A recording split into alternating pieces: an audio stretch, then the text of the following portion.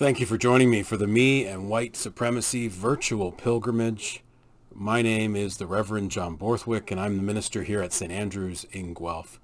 And as I've said for the last 28 weeks or more, we've been inviting our congregation here to journey with us through Layla Saad's book, Me and White Supremacy. It's been an amazing journey. There's been a few conversation partners along the way that have committed to it. I just heard the other week someone saying, I've just started to connect with the videos and look at some of this material and get to try and understand a bit better what you've been talking about since May of last year. So I'm grateful for that.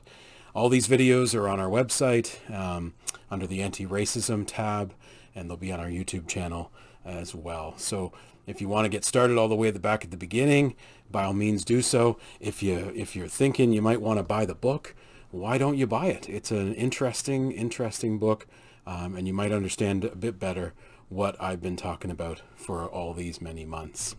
So this is the last part of the book. We're going to do one more final reflection for next week as just a way of wrapping it all up.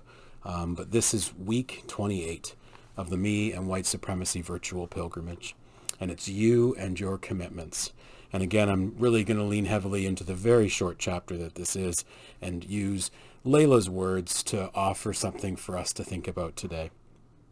And essentially, as we get to the finish line of the book, it's acknowledging that this is an ongoing thing. This is not the end. This is just the beginning. We've had lots to think about, lots to unpack as we've been on this journey. I hope and trust that there'll be other ways of looking at other works, books, articles, looking at the world around us in a different way, perhaps. I think it's uncovered some of the things that that we needed to confront, we need to face, we need to continue to work on. Just like when you open that box, you can't just unsee what you've already been exposed to. You can't just put it away and say, well, we did that and now that's all over. We're all good now. This is something that we need to do again and again and again. And I could actually see myself looking back at these videos again, rereading the book, connecting with some things again, and continuing this engagement with this material. And there's lots of other resources, certainly, that I'm continued to commit to looking at and unpacking for myself as well.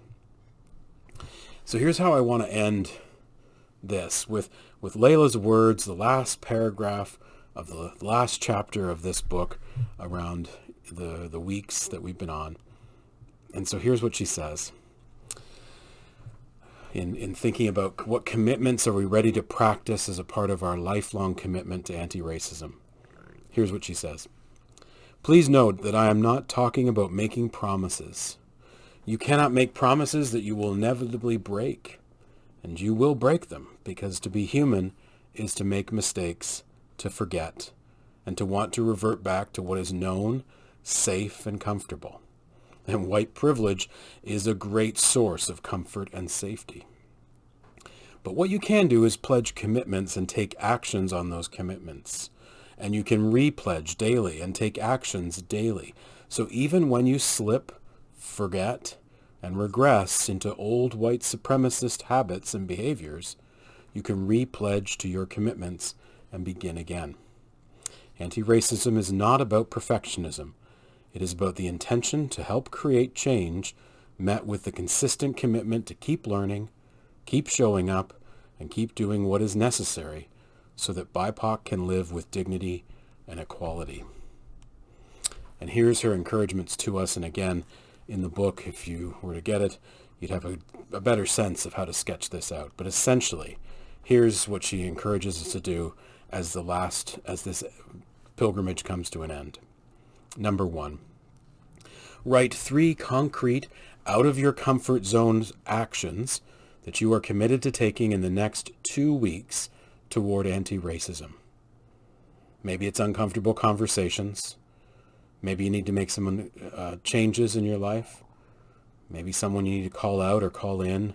Apologies you might need to make. Announcements you might want to make.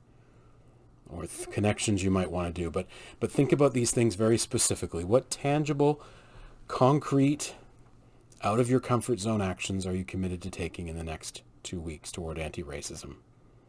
And maybe find an accountability partner, someone to talk about this material with and to connect with. Number 2, starting today and over the next few weeks, begin to write down your commitments to this work. Commitment statements are the kinds of things that you'll be able to refer to every day, and especially on the days when you forget, make mistakes, or begin to slip back into white apathy. Your commitments are not what you will try to do or hope to do, but what you actually will do. So try to think about writing some commitments. It might be like this, a commitment like this. I am committed to showing up for this lifelong anti-racism work because I am committed to challenging my white fragility by doing something. I'm committed to using my voice for anti-racism work by, what are the tangibles? I'm committed to uplifting, supporting, and centering BIPOC by doing something.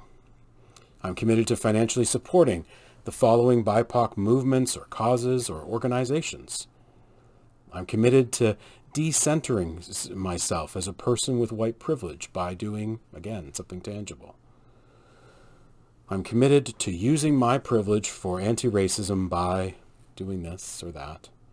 I'm committed to being a good ancestor by doing this or that.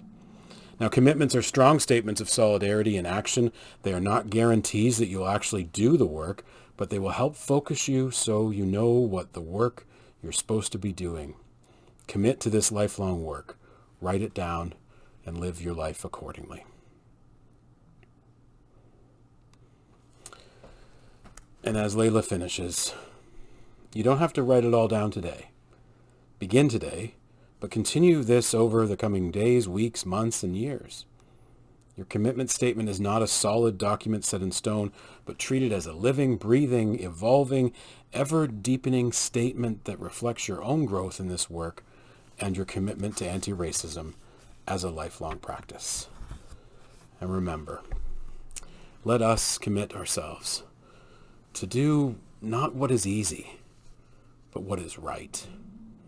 Thanks for joining me on this long but necessary, meaningful, and inspiring virtual pilgrimage through the Me and White Supremacy book by Layla Saad.